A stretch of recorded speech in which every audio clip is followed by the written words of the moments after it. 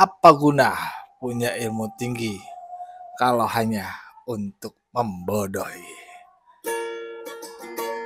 Assalamualaikum warahmatullahi wabarakatuh. Sobat-sobat ngabarin kabar, semoga selalu dalam keadaan sehat walafiat, serta diberikan rezeki yang halal, berkah, lancar, dan juga banyak. Seperti biasa, gua akan membagikan tayangan video, pandangan dari orang-orang yang menurut gua sehat. Ya, sehat lah.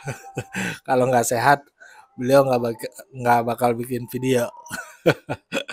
Ya, pandangan ini gua bagikan untuk insya Allah menyehatkan pikiran kita juga.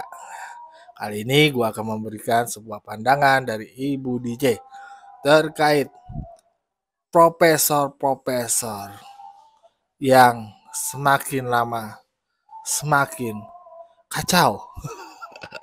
Pikirannya semakin lama semakin kacau. Gimana kagak kacau? Tiap hari ngomonginnya ijazah. Setahu gua profesor bisa lebih ngomongin yang lebih besar ya. Apalagi terkait bagaimana Indonesia ini bisa lebih maju, lebih baik lagi, masyarakatnya lebih sejahtera, dan lain sebagainya. Tapi kenapa profesor sekarang malah ngomongin ijazah? Ya, itulah kebencian ya. Kebencian ya. Kalau udah kebencian ya sulit ya. Tapi ini ada yang menarik dari pandangan Ibu DJ terkait beberapa profesor yang aktif yang aktif menyecer ijazah dari Pak Jokowi yang dianggap Roy Suryo CS adalah palsu. Walaupun Bareskrim udah ngasih tahu bahwasanya tuh identik. Kalau kita lihat kamus tuh identik artinya sama, serupa. Ya, bagaimana lagi? Mari kita simak pandangan Ibu DJ. Let's go. Saya sering bilang, ketika di hati kita ada kebencian, maka ilmu yang kita miliki itu jadi tidak berguna sama sekali. Ya, ini contohnya teman-teman. Silakan teman-teman nilai sendiri. Saya masih akan melanjutkan apa yang terjadi dengan persoalan ijazah palsu dan juga ijazah asli Joko Widodo. Ada juga yang mengatakan bahwa isu ini adalah isu untuk mengalihkan perhatian ya kita pada persoalan yang harusnya sudah bisa dihentikan, tapi kemudian ada persoalan lain yang kemudian bisa kita selesaikan bersama. Tapi buat saya ya sebagai seorang pendidik yang juga garis dalam kajian ilmiah saya lebih mendekatinya dari pendekatan idealis ya, bukan pendekatan realis ya. Walaupun saya juga adalah seorang yang konstruktivis ya. Dalam arti kata bahwa saya ingin melihat bagaimana idealnya dalam melihat Indonesia ataupun dunia, bukan atas dasar siapa yang kuat itulah yang menang ya. Mengapa demikian? Karena belakangan ini itu kemudian tidak sedikit dari kalangan yang katanya dia adalah teman dekatnya Jokowi mengatakan bahwa saya lulus bareng Jokowi pada tahun 1983. Ternyata bukan. Dia juga bukan temannya Jokowi. Dia lulus tahun 89 misalnya kemudian dan seorang profesor membahas masalah ijazah diawali dengan mukadimahnya pakai bahasa istilah-istilah ya untuk menunjukkan bahwa dia ini seorang profesor doktor gitu ya, pengajar, guru besar. Begitu teman-teman. Orang-orang yang mengaku bahwa dia berilmu, dia pasti akan menunjukkan, nih gue berilmu. Makanya bahasa gue beda sama lu. Bahasa gue tuh lebih keren. Dan di sini mulai muncul kata-kata dia. Ada seorang teman Jokowi ngaku teman. Ini kayak ngegosip. Tidak memberikan pendidikan sama sekali, melainkan ngegosip.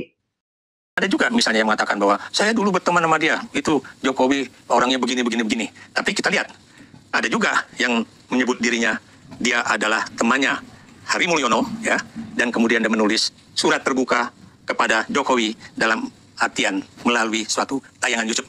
Dia mengatakan, misalnya, kalau memang Jokowi itu satu angkatan dengan kami, ya, itu tentunya ketika dia sebagai orang terkenal di Republik ini mengundang diadakannya reuni, itu reuninya pasti dihadiri oleh banyak orang.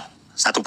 Kedua, tentunya reuninya ini juga bukan kemudian salam-salaman yang kaku dan kemudian pakai menyebut diri, saya ini, saya si A, saya si B, saya si C, tapi seperti juga reuni-reuni yang biasa dilakukan oleh teman-teman mahasiswa ataupun teman-teman SMA, itu pasti langsung merangkul cipika-cipiki atau kemudian sambil mukul pundak, pasti baik itu dalam bahasa Jawa ataupun dalam bahasa Indonesia atau dalam bahasa Betawi ataupun dalam bahasa Bali, pasti nanya, apa kabar lo? Dan kemudian, masih hidup lo, alhamdulillah, sehat ya.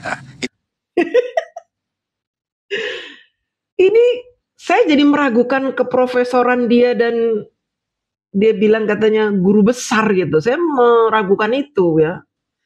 Ini kok kelihatan bodoh sekali ya. Karena apa? Pak Jokowi ini ketika menghadiri sebuah reuni, tentunya orang-orang sudah mengenal Pak Jokowi siapa. Masa seenaknya aja mau nepok pundaknya? Apa kabar lo? Pak Jokowi berada di mana saja sudah pasti dikelilingi oleh pas pampres. Tidak sembarang orang bisa nepuk-nepuk pundaknya.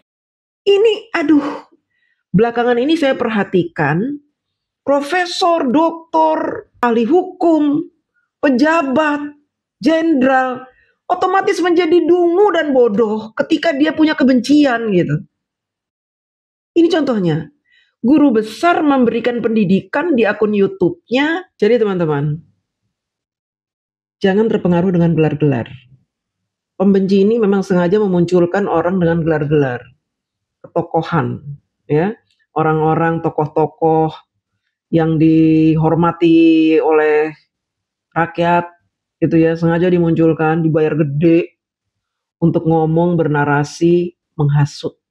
Dan ini adalah suatu penghinaan terhadap Joko Widodo. Ternyata seperti yang dikatakan oleh Roy Suryo atau Dr. Tifa, mereka hanya diminta klarifikasi apa yang dilakukan oleh mereka pada tanggal 26 Maret 2025, ya. Dan itu kemudian mereka merasa aneh, tanggal 26 Maret itu memang ada apa? Dan mereka kemudian terheran-heran, ya, mengapa mereka kemudian ditanyakan soal-soal itu. Dan yang lebih menarik lagi, ternyata yang disebut-sebut sebagai pembimbing skripsi Jokowi, ya, pada 2017, ya, itu adalah seorang dosen di Fakultas Kehutanan Universitas Gadjah Mada, ya. Itu kemudian dikatakan soal pembimbing nanti. Jadi begini teman-teman, dia ini kan profesor, ya. Harusnya dia tahu proses penyelidikan dan penyidikan di Bareskrim seperti apa. Seharusnya dia tahu status seseorang ketika dipanggil oleh Bareskrim untuk dimintai keterangan atas laporan seseorang yang terkait dengan penghinaan dan ujaran-ujaran kebencian serta provokator dan pencemaran nama baik. Harusnya dia ngerti nih. Pak Jokowi melaporkan, Pak, saya ingin melaporkan seseorang yang sudah mencemarkan nama baik saya, penghinaan, fitnah. Kemudian polisi akan bertanya nih, siapa Pak terlapornya? Karena ini merupakan sebuah kejadian, maka Pak Jokowi sebagai pelapor tidak mencantumkan terlapor, tapi sudah menyebutkan inisial-inisial untuk dijadikan saksi dan dimintai keterangan. Saya pernah menjelaskan waktu itu polisi sudah menyebutkan inisial RS, ES gitu kan. Kenapa hanya inisial? Karena memang belum ada terlapornya.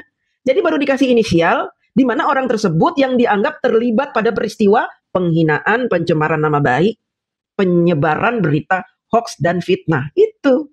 Dia ini profesor atau prop tutup botol gitu. Menyesatkan. Kalau orang yang awam menonton dia ngomong, bingung mencernanya itu ya. Kualitasnya seperti ini. Saya juga heran, ini yang memberikan dia profesor dan julukan-julukan memberikan dia gelar-gelar guru besar itu siapa? Dia punya kehebatan apa sih? Bingung saya. Ya, bukan menghina ya, tapi ini fakta. Teman-teman bisa lihat sendirilah kualitas dia ini dalam menceritakan kasus ijazah palsu saja seperti emak-emak ngomongin orang. Seperti emak-emak yang hobi gosip. Katanya temennya begini, ternyata bukan temennya, katanya begini. Kemarin Roy Suryo dipanggil sama polisi. Ternyata polisi tidak tidak menyebutkan siapa yang terlapor. Sebenarnya dia paham, tapi dia ingin menutup-nutupi itu. Dia ingin membuat cerita lain. Seolah-olah Pak Jokowi itu membuat fitnah terhadap Roy Suryo, si Egy Sujana, Rismon, kemudian ya itulah orang-orang itu tuh yang di inisial-inisial itu. Ini yang saya bilang, orang pinter tapi minterin. Dia ngerti, dia paham, tapi dia membuat cerita lain. Cerita sebenarnya dibungkus oleh gelar profesornya. Sehingga kita yang mendengarkan punya asumsi lain. Kita berpikir lain. Oh, Pak Jokowi kok gitu sih? Kok nggak langsung disebut namanya aja di surat laporannya dia? Nggak bisa disebut nama. Harus diselidiki dulu. Ada kejadian tanggal 26 Maret. Nah itu kan bukti yang dilampirkan Pak Jokowi. Ini loh, saya dihina, difitnah di video ini. Ditontonlah sama polisi videonya. Oh, ada di situ ada Tipa, di situ ada Roy Suryo, ada Sentana, ada si Rismon. Pak Jokowi itu dihina-hina, diledek-ledek di situ sama mereka. Makanya orang-orang yang ada di situ dipanggil semuanya itu. Termasuk Abraham Samad dipanggil juga. Pokoknya orang-orang yang sudah membuat wawancara, podcast dan wawancara yang di dalamnya nyindir-nyindir masalah ijazah palsu akan dipanggil. Kenapa dipanggil? Untuk menetapkan orang yang bertanggung jawab terhadap peristiwa penghinaan itu. Dr. Tipa, Anda ngapain di tanggal 26 Maret? Oh, saya nggak tahu. Saya di rumah. Nggak ngapa-ngapain saya. Berarti dia bohong. Padahal videonya jelas ada dia di situ. Pakai kerudung. Warna pink ungu gitu. Ya. Terus si Rismon ditanya, "Oh, saya tanggal 26 ada di sini." Oh, beda. Padahal buktinya dia ada di situ. Si Michael siapa itu? Ditanya, "Saya nggak tahu menahu. Saya tidak ini." Mengelak, padahal ada videonya. Nah nanti di pengadilan akan dibuka semua. Kenapa kamu nggak tahu ini? Kamu ngapain di sini? Nah, a i u ntar begitu. Setel. Kamu ngomong apa ini? Ijazahnya palsu, ketawa-ketawa. Ngapain ini? Terus kamu siarkan di muka publik. Modar semuanya itu. Ya, yang bilang katanya, oh 26 Maret ngapain? Ya itulah. Merasa ahli, pakar, tapi botol semuanya. Termasuk ini, profesor ini. Bahwa orang dengan gelar bererot itu belum tentu punya ilmu yang memadai, belum tentu bisa dipercaya ucapannya. Katakan ya oleh Jokowi, ini pembimbing saya, ini yang membimbing saya dan orangnya galak begini. Ternyata ketika Jokowi mendatangi rumah beliau di Yogyakarta, ya, dosen yang katanya pembimbing itu mengatakan, saya tidak pernah membimbing skripsi Joko Widodo. Saya tidak pernah. Saya sudah pernah tampilkan Bapak Kasmujo berkata di depan wartawan bahwa saya ini dosen pembimbing akademik. Saya statusnya sebagai asisten dosen yang membimbing mahasiswa-mahasiswa untuk menjalankan kuliahnya, juga menyelesaikan skripsinya. Ada itu buktinya. Dusta ini. Bapak Kasmujo di videonya mengatakan apa? Saya bukan dosen yang mengajar. Karena saat itu golongan saya masih 3B menuju 3C. Kalau untuk menjadi pengajar itu ya minimal tuh 4A, minimal 4A baru bisa ngajar. Kalau menjadi dosen tetap itu minimal 4C atau 4D gitu kan, ngomongnya kan. Nah, jadi kenapa Pak Jokowi sangat menghargai Bapak Kasmujo? Karena Bapak Kasmujo benar-benar membantu Pak Jokowi dalam menyelesaikan skripsinya. Pak Jokowi tidak bercerita tentang dosen yang menjadi pembimbing skripsi, tidak menceritakan itu. Kenapa Pak Jokowi tidak menceritakan dosen yang membimbing skripsi? Karena pada saat itu dosen yang membimbing skripsi tidak banyak mengkoreksi skripsi Pak Jokowi. ketika sudah dibantu oleh Bapak Kasmujo skripsinya, kemudian Pak Jokowi menyerahkan kepada dosen pembimbing skripsi. Dosen pembimbing skripsi itu hanya sedikit sekali, paling hanya mengkoreksi huruf besar, huruf ini, cuman sedikit-sedikit. Jadi tidak begitu berarti menurut Pak Jokowi. Karena yang benar-benar membantu menyelesaikan skripsinya itu ya Pak Kasmujo ini. Gitu. Dan profesor ini nggak ngerti. Padahal dia ngakunya katanya dosen. Ngakunya katanya dia ngajar juga. Ya kan, di kuliah-kuliah. Tapi dia kok kayak blow on, ya kan? Blow on kan, teman-teman nyaksikan sendiri ya keblow onannya mereka ini. Para pembenci ini. Salah satunya si profesor ini ya. Lanjutkan. Saya tidak pernah melihat ijazah Joko Widodo. Saya juga pada saat itu masih menjadi asisten dosen. Oh ya jelas nggak pernah melihat ijazahnya Pak Jokowi. Orang dia bukan dosen yang menandatangani ijazah. Dan dia masih asisten dosen. Inilah ya botolnya seorang profesor. Ya, botol sekali nih dia. Ya, kenapa kubu pembenci ini mendatangkan profesor-profesor untuk bernarasi tentang ijazah Pak Jokowi? Kenapa? Supaya rakyat ini semakin yakin bahwa Pak Jokowi ijazahnya palsu. Dan apa yang terjadi setelah Bareskrim menyatakan bahwa ijazah Pak Jokowi asli, sama percis identik dengan ijazah teman-temannya? Apa yang akan mereka lakukan? Mereka tidak lelah. Mereka tidak jemu untuk mengomentari itu. Dan sekarang mulai dibangun narasi-narasi bahwa polisi, Bareskrim, Kapolri, bahkan pengadilan, UGM sekalipun, ya, yang paling berwenang menyatakan ijazah Pak Jokowi asli atau palsu pun dianggap tidak jujur. Dan imbasnya banyak orang tua yang melarang anaknya kuliah di UGM karena dianggap UGM itu tidak kredibel. UGM itu berisi dosen-dosen yang pembohong, pendusta. Dianggap UGM itu menutup-nutupi kebohongan Pak Jokowi. Dan memang kebetulan bapak dari si anak ini nih dia termakan dengan isu ijazah palsu ini. Dan orang-orang seperti ini sangat banyak percaya dengan isu-isu yang digembar-gemborkan oleh profesor, doktor, ahli, pakar. Nah itulah. Percaya mereka. Oh masa sih kan yang ngomong pakar-pakar, ahli-ahli, profesor, dokter yang ngomong. Gak mungkin dong profesor, dokter itu. Kalau saya justru sebaliknya.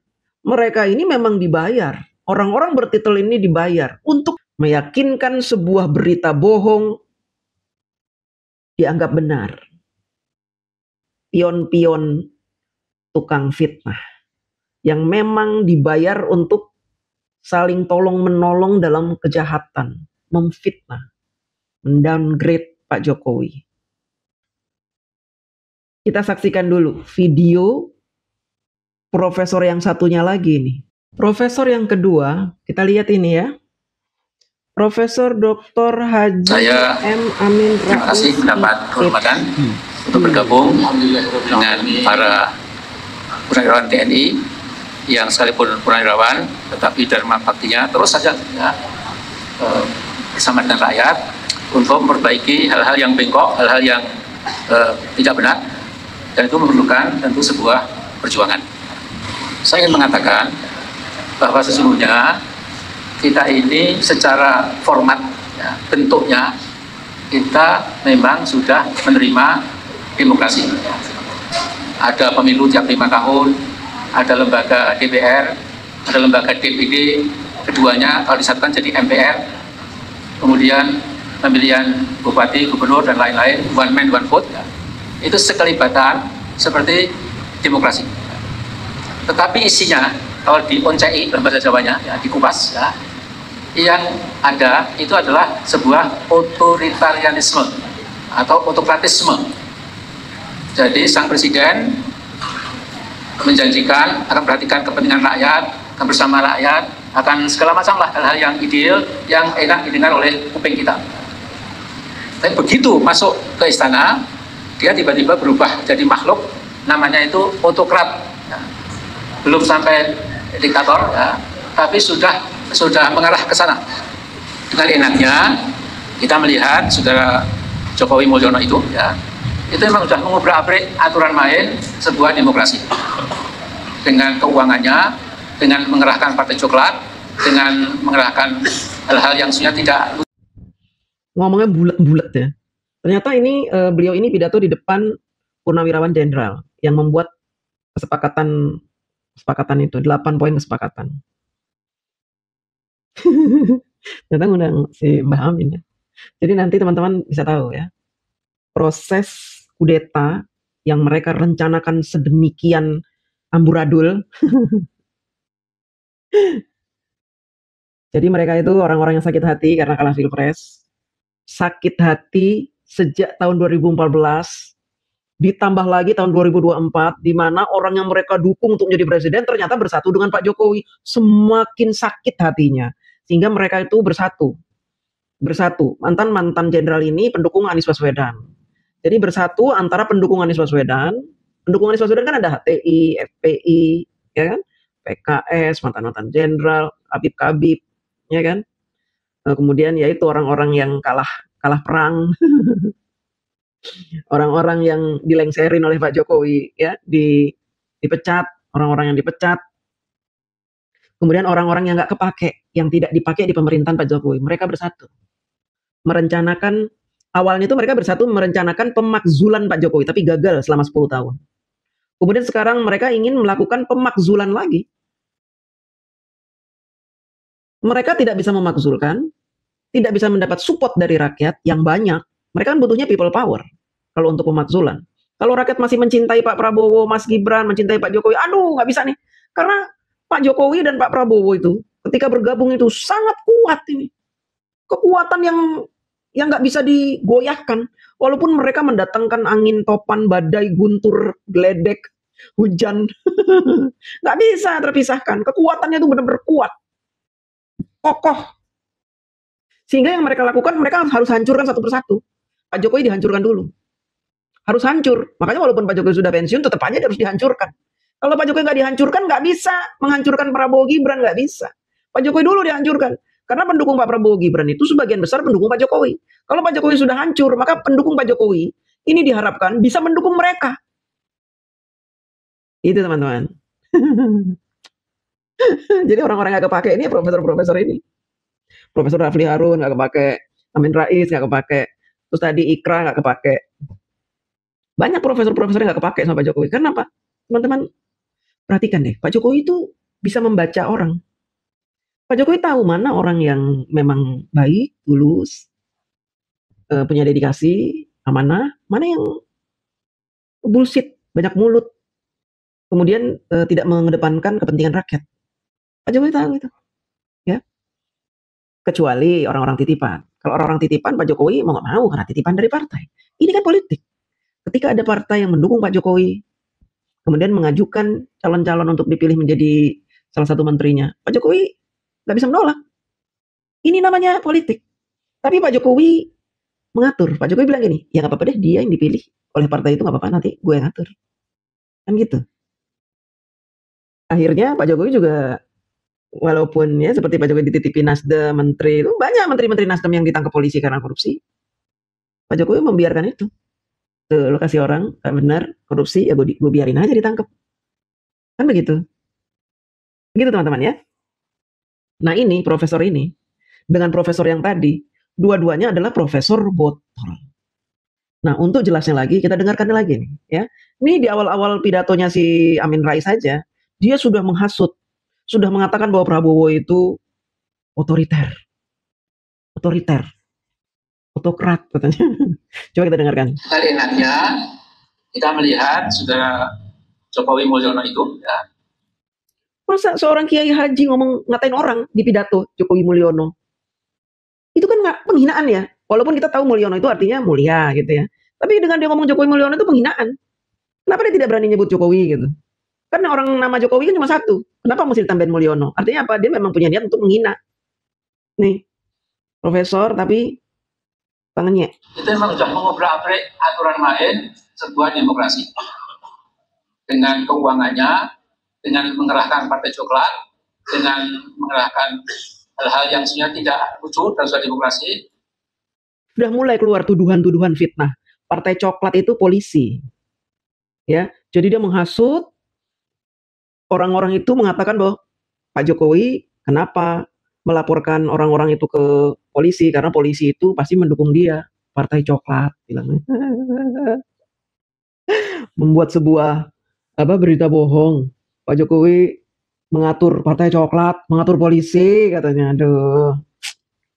Mbah zaman Pak Harto, teman-teman. Polisi itu takut sekali sama Pak Harto.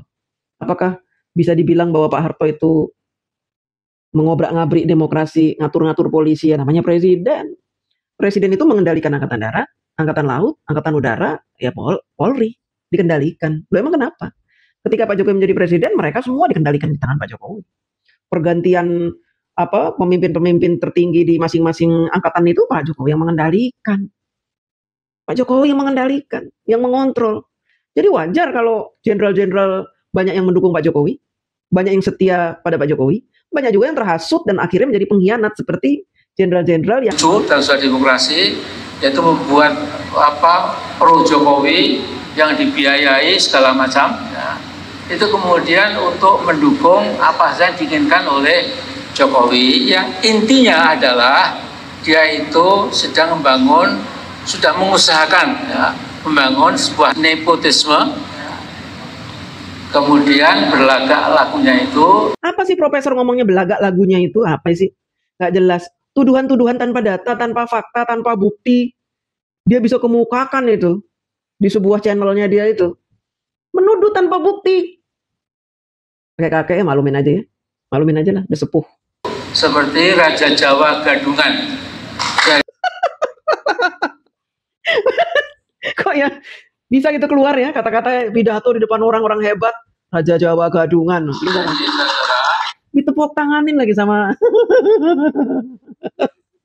Saudara, waktu dia mantu anak perempuannya yang barep itu di Medan, itu pestanya itu 1 hari di Solo, kemudian 3 hari ngomongin pernikahannya Kahiyang. Masa di sebuah pidato dia ngomongin pernikahannya Kahiyang ya? Di Solo 1 hari, di Medan 3 hari, itu pakai duit siapa? Duit korupsi katanya. Kalau Mas Bobi itu pengusaha yang sangat kaya di Medan.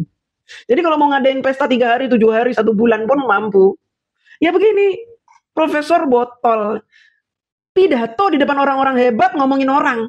Ngomongin pernikahan ini, pernikahan itu, mencurigai korupsi lah apa, ngomongnya muter-muter, bulat-bulat. Ini profesor apa itu? Dianggapnya mereka ini sudah A1. Orang yang bisa dipercaya. Hati-hati. Ya. Sebelum salam di akhir sholat, kalian baca itu. Doa agar terhindar dari fitnah Dajjal. Doa itu teman-teman. Ya. Karena apa? Ini sudah miris. Ya, orang-orang yang dikasih ilmu, diberikan ilmu, dianugerahi ilmu yang tinggi oleh Allah. Dia itu lahir dari keluarga kaya, bisa sekolah tinggi. Setelah diberi ilmu, mereka menggunakan ilmunya dengan harga yang murah untuk menipu kita, rakyat awam. Makanya kenapa saya nggak bosan-bosan selalu bilang hati-hati dengan orang-orang bertitel ini ketika dia bernarasi. Kalau isi narasinya menghasut, memfitnah, membuli, menjelek-jelekan orang, bahkan dia berani mengatakan itu di depan forum besar, di tempat-tempat ibadah, dicampur dengan ayat-ayat, tujuannya untuk meyakinkan pendengar bahwa saya ini ngomong benar, saya nggak bohong, saya nggak fitnah, saya benar, saya ngomong benar ini. Kalian harus percaya omongan saya. Loh saya Kiai Haji, Profesor, Doktor, MPD, sekolahnya lama itu, berpuluh tahun sekolahnya. Setelah dapat ilmu, dijual untuk menjadi provokator. Akhirnya ilmunya dimatikan oleh Allah, sehingga ketika dia menyampaikan sebuah cerita, banyak orang yang tidak percaya dan mentertawakan. Kelihatan bahwa dia sedang berdusta. Dari raut wajahnya, dari gerak-gerik tubuhnya, itu menunjukkan bahwa dia sedang membuat sebuah cerita karangan agar orang lain percaya. Tuduhan tanpa bukti. Si Amin Rais ini kan selalu bilang nanti Jokowi akan ditawur oleh rakyatnya sendiri. Sehingga dia setiap hari itu memprovokasi rakyat. Supaya rakyat banyak yang benci, lalu nanti rakyat akan terus dia ngeliat, loh kok Jokowi malah dicintai ya, kok malah banyak yang datang ke rumahnya Pak Jokowi, kok Pak Jokowi banyak yang membela nih. Akhirnya dia terus-menerus menghasut tiap hari, tiap detik menghasut orang. Supaya yang ada di dalam pikirannya terwujud. Pak Jokowi nanti ditawur oleh rakyat. Pak Amin, mohon maaf Pak Amin, Allah itu maha baik. Tidak mungkin Allah itu akan menghinakan hambanya yang baik. Tidak mungkin. Walaupun Pak Amin dan kawan-kawan, profesor-profesor yang lain, ahli-ahli, orang-orang hebat di luar sana, mengatakan Pak Jokowi begini, hal-hal yang negatif, tapi Allah itu tidak pernah salah dalam membela hambanya. Kenapa Pak Jokowi gagal dimakzulkan 10 tahun? Karena Pak Jokowi orang baik. Bahkan saya menangis ketika saya tahu doa Pak Jokowi saat berada di Ka'bah, saat berada di Mekah dan Madinah, doanya nggak banyak. Doanya hanya 3 kata. Padahal Pak Jokowi bisa saja berdoa untuk kepentingan dirinya sendiri. Ya Allah, ya Allah, ya Allah, bisa. Doa yang banyak untuk dirinya. Karena dirinya selama 10 tahun ini berada dalam tekanan, dibully, dihina, dicaci maki, direndahkan, dihajar kanan kiri, atas bawah. Banyak yang membencinya, dikucilkan, dijauhi, ditinggalkan oleh partainya. Bahkan terakhir dituduh kan, banyak tuduhan-tuduhan, katanya korupsi lah, inilah itulah. Harusnya Pak Jokowi ketika berada di dalam Ka'bah itu bisa berdoa yang banyak. Ya Allah, selamatkanlah aku, selamatkanlah anak-anakku, jadikanlah anak-anakku pejabat, istriku, menantuku. Bisa, tapi Pak Jokowi hanya berdoa 3 kata. Makanya kenapa Indonesia ini semakin bertumbuh. Kenapa Indonesia ini semakin berjaya, semakin dihormati oleh bangsa-bangsa lain? Karena doa Pak Jokowi. Ya Allah, selamatkanlah Indonesia. Pak Jokowi menjadikan dirinya tameng agar negara kita selamat. Cuma itu doanya. Ya Allah, selamatkanlah Indonesia. Cuma itu, teman. Makanya orang-orang itu ingin Indonesia hancur, membenci itu. Tiap hari mengeluarkan tagar-tagar, kabur aja dulu, Indonesia gelap, Indonesia darurat, Indonesia kacau, Indonesia amburadul, penegak hukumnya tidak pro rakyat, hukum tumpul, kami diperlakukan tidak adil, hanya orang-orang Jokowi lah yang menikmati Indonesia, sedangkan kami bla bla bla bla bla bla. Padahal tidak seperti itu faktanya. Faktanya kita semakin sejahtera dari hari ke hari. Pemerintah sangat memperhatikan kita. Rakyat miskin, orang-orang kecil diperhatikan. Kita dibebaskan bersuara di medsos. Kita boleh ngomong apa aja, dan itu didengarkan. Bahkan Mas Gibran membuat loket-loket pengaduan untuk kita manfaatkan. Ini adalah kemajuan dari proses demokrasi di Indonesia. Yang dulu kita tidak boleh bersuara, kalau kita bersuara dikit langsung masuk penjara. Bahkan nyawa taruhannya. Tapi sekarang kita bebas, merdeka. Mau ngomong apa? Mau ngejelek-jelekin Mas Gibran sampai jelek pun, sampai kita capek, bebas. Mau menghina Pak Prabowo, dibiarkan saja. Kita tuh menang, rakyat itu dimenangkan. Presiden kita tuh mengalah buat kita. Terus kenapa? Orang-orang pembenci ini ingin menghancurkan Indonesia. Lalu kenapa? Kami orang-orang yang waras tidak boleh membela pemerintah. Kenapa? Kami dianggap orang bayaran.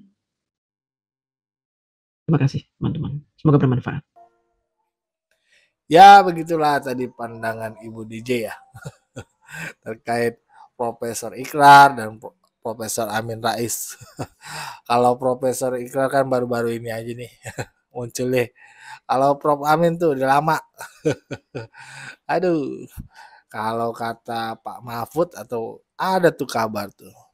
Kalau Prof Amin itu pernah ada salah kirim uang transfer ke rekeningnya.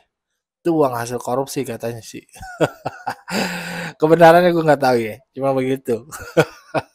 Ya, bagaimana menurut sobat-sobat? Berikan pandangan di kolom komentar. Wassalamualaikum warahmatullahi wabarakatuh.